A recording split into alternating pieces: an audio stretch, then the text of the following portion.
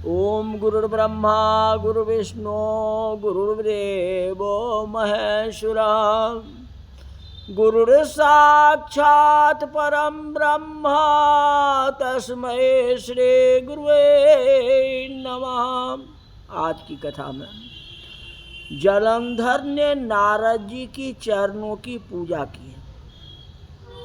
हंसते हुए कहा कि हे ब्राह्मण, कहिए आप कहाँ से आ रहे हैं, यहाँ कैसे आए? मेरे योग जो सेवा हो उसकी आज्ञा थी। प्रश्न जलंधर ही ने किया। सबसे पहले तो कहाँ से आ रहे हैं? तो नारद जी बोलेंगे कैलाश से आ रहे हैं। यहाँ कैसे आए? तो तुमको संदेशा देने के लिए आए, है न? और जलंधर क्या कहता है? मेरे योग सेवा बताओ। तो प्रश्न तो जलंधर ही प्रश्न उत्तर दोनों किया है। अब नारद जी कहते हैं, ये महाबुद्धिमान जलंधर, तुम धन्य हो। मैं स्वेच्छा से कैलाश पर्वत पर गया था, अपनी इच्छा से, जहां 10,000 योजन में कल्प वृक्ष का वन है। वहां मैंने सैकड़ों कामधेनु को विचरते हुए देखा और यह भी देखा कि वहां चिंतामणि से प्रकाशित परम दिव्य अद्भुत और सब कुछ स्वर्णमय है। सोना का ही सब कुछ बना हुआ है। मैंने वहां पार्वती जी के साथ स्थित शंकर जी को भी देखा। उन्हें देखकर मुझे बहुत बड़ा आश्चर्य हुआ कि इनके समान समृद्धशाली त्रिलोकी में कोई है ही नहीं। दैतेंद्र, उसी समय मुझे तुम्हारी समृद्धि का स्मरण हो गया। उसे देखने की इच्छा से मैं तुम्हारे पास आया हूं। यह सुनकर जलंधर को बहुत खुशियां हुई। कैलाश से मैं देख करके आया हूं और तुम्हारे समृद्धि देखने के लिए आया हूं। उसने नारद जी को समृद्धि दिखला दी, अपना संपत्ति दिखाया। नारद ने जलंधर की बड़ी प्रशंसा की कि सब कुछ तुम्हारे पास है। त्रिलोकपति में जो जो वस्तु है सब तुम्हारे पास है। ब्रह्मा जी का अंशयुक्त विमान, द्युलोक पाताल पृथ्वी पर जितने भी रत्न हैं सब तुम्हारे पास है। इससे मैं बहुत प्रसन्न हूं, बहुत खुशी हूं। परंतु एक वस्तु की कमी। जैसा रत्न शिवजी के पास में है वह रत्न नहीं। कहते कौन सा रत्न है? कहते जितनी सुंदर स्त्री शिवजी के पास में है तुम्हारे पास में नहीं है।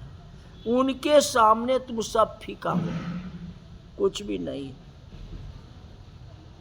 अब दैत्यराज व्याकुल हो गया। ऐसी बात बोल दी जो सब कुछ तो है लेकिन पार्वती जैसा तुम्हारी स्त्री है ही नहीं। अब तो व्याकुल हो। उसने नारद जी को प्रणाम करके पूछा, ये ऐसी स्त्रियां कहाँ मिलेगी बताओ,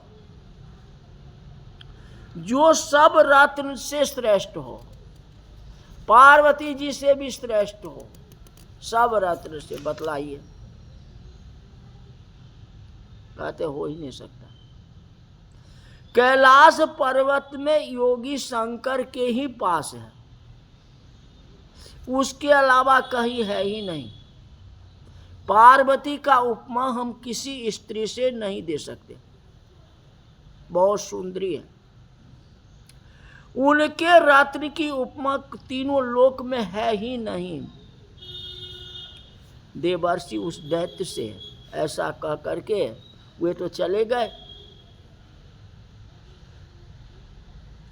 दैत्यराज जलंधर कहा जे उससे अच्छा मुझे दिखाओ जिसको हम प्राप्ति करो। कहते उससे बढ़ कहते तो कोई है ही नहीं। अब क्या किया जाए?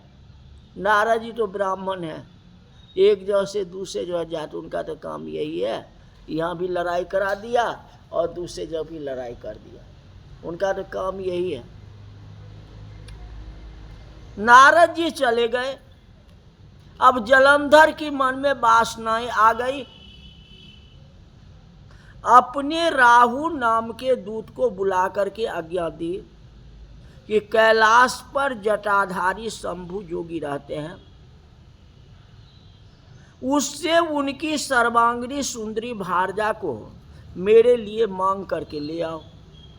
जबरदस्ती नहीं, बोले मांग करके ले आओ।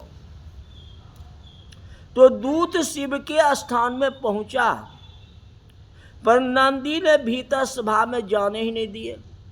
कहते सभा में आप जा ही नहीं सकते हो। कि वह अपनी उग्रता से शिव की सभा में चला गया और शिव के आगे बैठ के दैत्यराज का संदेश सुनाया। अब दूत है, दूत को तो कोई कुछ कह नहीं सकता है। दूत तो दुश्मन के यहाँ भी जा सकता है और मित्र के यहाँ भी जा सकता है।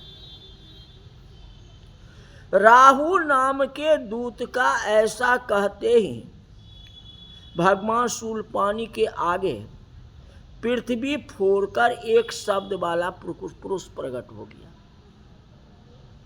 राहु ने सारी बात बता दिया, जिस कार्य के लिए जलंधर ने कैलाश भेजा था, सारी बात कह दी। अब तो शिव जी का क्रोध हो गया। किसी को भी क्रोध हो सका, ये तो शिव है। क्रोध में फोड़कर एक भयंकर शब्द वाला पुरुष को प्रकट कर दिया, जिसका नाम सिंह के समान मुख था। नरसिंह ही राहु को खाने चला।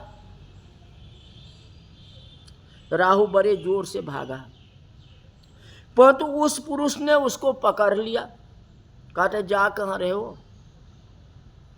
उसने शिव जी के शरण ले अपनी रक्षा मांगी। कहते रक्षा करो महाराज, मैं तो दूत बन करके आया था, ये आपने क्या कर दिया? शिव जी ने उस पुरुष को छोड़ देने को कहा छोड़ दो, कोई बात नहीं, इतना ही काफी है।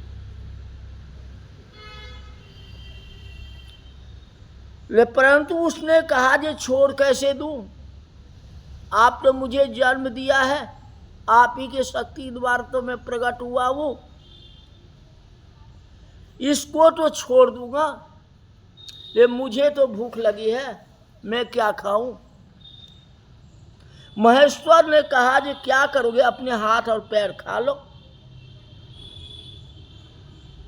उसने ऐसा ही कर दिया, जैसे शिव जी ने बोले वैसे अपने ही शरीर को खा गया, भक्षण कर। अब उसका केवल सिर ही बच गया। अब सिर से बोल रहा, अब सिर को कैसे खाएगा, मुंह कैसे जाएगा माथे के ऊपर, बताओ। ऐसा कृत्य दे करके शिव जी प्रसन्न हो गए और अपना आज्ञा पालक जान करके उनको अपना गण बना लिए। उसी दिन से शिव जी के द्वार पर कृतमुख नाम का गण हो गया। कृतमुख उन्हीं को कहा जाता है। तो अब शिव जी की पूजन करेंगे और कृतमुख का पूजन नहीं करेंगे तो अधूरा फल मिलेगा। इसलिए शिव पूजन के साथ साथ कृतमुख का भी पूजन आवश्यक होता है। उससे छूटने पर वह दूत बर्बर नाम से विख्यात हो गया और अपना नया जन्म पाके धीरे धीरे जलंधर के पास गया। अब राहु का नाम क्या हो गया? बर्बर। अब बर्बर के नाम से वह धीरे धीरे जलंधर के पास गया। उसने शंकर जी के सब चेष्टा बता दी, जैसे जैसे शिव जी किए वो सारी बात बता दी। उसे सुन दैत्यराज सब दैत्य को सेना सजाने लगा। कहता अब राहु की बस में नहीं है, राहु तो गया, तो राहु का तो ये हाल हुआ, जब तक हम नहीं जाएंगे तब तक ये काम पूर्ण नहीं हो सकता है। दूत के कहने से कुछ भी नहीं होगा। जलंधर ने कालनेमी, शुम्भ, निशुम्भ आदि सभी महाबली दैत्य को तैयार कर लिया और एक महाबली दैत्य करोड़ों करोड़ों की संख्या में निकल युद्ध के लिए तैयार हो गए। महाप्रतापी सिंधुपुत्र शिवजी से युद्ध करने के लिए निकला। आकाश में मेघ छा गया, अपशगुन होने लगा। शुक्राचार्य जी और छीन सिर वाला राहु सामने आए। जलंधर का मुकुट टेढ़ा हो गया। ये सारे अपशगुन होने लगे। तो भी जलंधर मानता कहाँ है? मान जाता तो फिर बात ही क्या थी। इंद्रादिक सब देवताओं ने कैलाश पर शिव जी के पास पहुंच करके सब वृत्तांत कहा। विष्णु जी लक्ष्मी सहित जलंधर के अधीन हो उनके घर में निवास करते हैं। अब देवताओं को भी वहाँ रहना पड़ता है। अगर विष्णु रहेंगे तो देवता को भी तो रहना पड़ेगा। लेकिन वह बलि सागर पुत्र अब तो आपसे युद्ध करने के लिए आ रहा है। लाखों विष्णु जी से पूछे भी नहीं मैं युद्ध करने के लिए जाऊं या नहीं जाऊं। घर में जो है नहीं कुछ तो छप्पर से भी तो लोग बात कर लेता है, पूछ लेता है। ये तो किसी से पूछा नहीं, सीधे दूत को बैठा, दूत का अपमान हुआ। अब ये स्वयं जो है सेना सजा करके कैलाश जा रहा है शिव जी से युद्ध करने के लिए।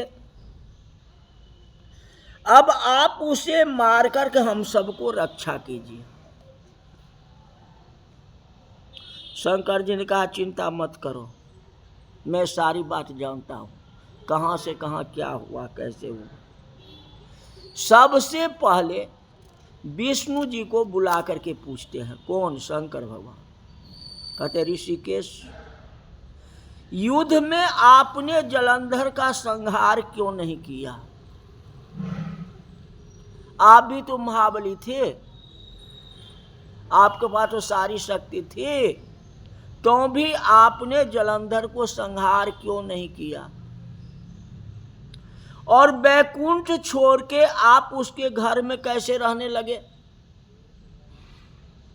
यह सुन विष्णु जी ने हाथ जोड़ के नम्रतापूर्वक भगवान शंकर से कहा, उसे आपका अंशी और लक्ष्मी का भ्राता होने के कारण मैंने नहीं मारा, क्योंकि आपके अंश से जन्म है, तो शिव अंश से जन्म जो लिया उसको मैं कैसे मार सकता है। दूसरा हमारी लक्ष्मी की भाई है, तो लक्ष्मी की भाई को मैं कैसे मारूं। तीसरा ब्रह्मा जी ने अजय का वरदान दे चुका है, अजय का वरदान दे चुके हैं। इसी से मैं मुग्ध होकर के चुपचाप उनके घर में निवास करने लगा। अब जो जलंधर मुझसे कहा मैं वैसा किया। तो विष्णु जी के इन वचन को सुन के भागवत वत्स शंकर जी हंसे। कहा कि विष्णु, मैं उस दैत्य जलंधर को अवश्य मारूंगा। इस समय पराक्रमी जलंधर अपनी विशाल सेना के साथ पर्वत के समीप आकर कैलाश को घेर लिया और बहुत जोरों से सिंहनाद किया। तो दैत्यों की नाद और कोलाहल को सुनकर के शिवजी ने नंदी आदि गणों को उससे युद्ध करने की आज्ञा दे दी। अभी आप लोग जाओ युद्ध करो। कैलाश के समीप भीषण युद्ध होने लगा। दैत्य अनेक प्रकार के अस्त्र शस्त्र बरसाने लगे। भेड़, मृदंग, शंख, वीर, हाथी, घोड़ा, रथ, सबके शब्द होने लगे। जहां तक कि धरती कांपने लगी। युद्ध में कट के मरे हुए हाथी, घोड़े और पैदलों का पहाड़ बन गया, ढेर लग गया। रक्त मांस का कीचड़ हो गया। दैत्यों के आचार्य शुक्र जी अपनी मृत संजीवनी विद्या से सब दैत्य को जिलाने लगे। यह देख भगवान रुद्र के क्रोध की सीमा न रही। फिर भी उसी समय उनके मुख से एक बड़ी भयंकर कीर्त्या उत्पन्न, एक तो कीर्तमुख हुआ उत्पन्न उनके तेज से जो राहु दूत गया है, और इस समय जो एक कीर्त्या उत्पन्न हुई जिसकी दोनों जंघाएं ताल वृक्ष के समान थी। वह युद्ध भूमि में जाके सब असुरों को चबाने लगा। फिर शुक्र जी के समीप पहुंची और उन्होंने शीघ्र ही अपनी गुप्त अंग में उनको बस कर लिया। शुक्र महाराज को भी गुप्त अंग में बस कर लिया। अब फिर स्वयं अंतर्ध्यान भी हो गई। इस तरह से लीला कीर्त्या ने करने लगी। अब इसके बाद क्या होता है, कैसे होता है, ये कथा जो है कल बताएंगे। आज की कथा यही तक रही। वो शंकर भगवान की जय।